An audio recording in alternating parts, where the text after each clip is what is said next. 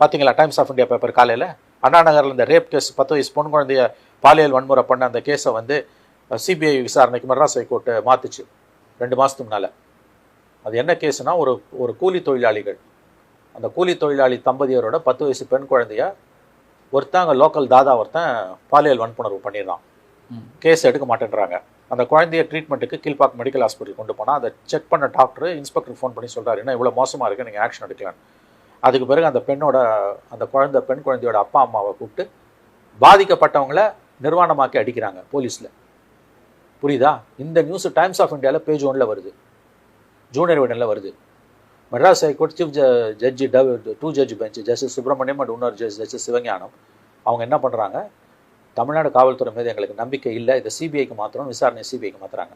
புரியுதா? இதில் கொடுமை என்னென்னா, அந்த வழக்கை விசாரித்து அந்த பெண் குழந்தையோட பெற்றோர்களை அடித்து துன்புறுத்தி பாதிக்கப்பட்டவங்களுக்கு பாதிப்பை ஏற்படுத்தினது ஒரு காவல்துறை பெண் ஆய்வாளர். இந்த வழக்கை தான் சிபிஐக்கு மெட்ராஸ் ஹைகோர்ட் மாற்றுது.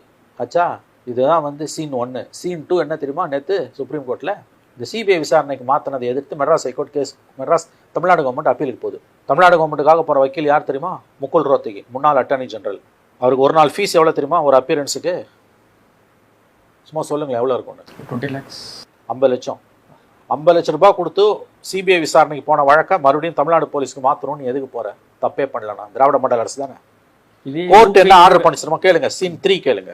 சிபிஐ விசாரணைக்கு தடை கொடுத்துட்டாங்க. ஆனால் தமிழ்நாடு காவல்துறையில் இருக்க 7 ஐபிஎஸ் ஆஃபீஸர்ஸ் 7 பேரும் தமிழ்நாட்டுக்கு வெளியிலேருந்து வந்தவங்களா இருக்கணும். தமிழ்நாடு கேடராக இருக்கக்கூடாது.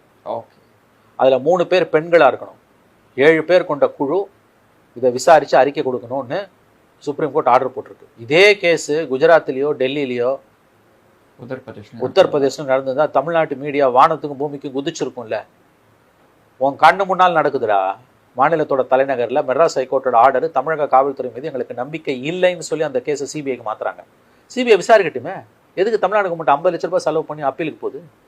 அந்த அதிகாரி மீது எந்த ஒரு நடவடிக்கையும் ஒன்றுமே இல்லைங்க.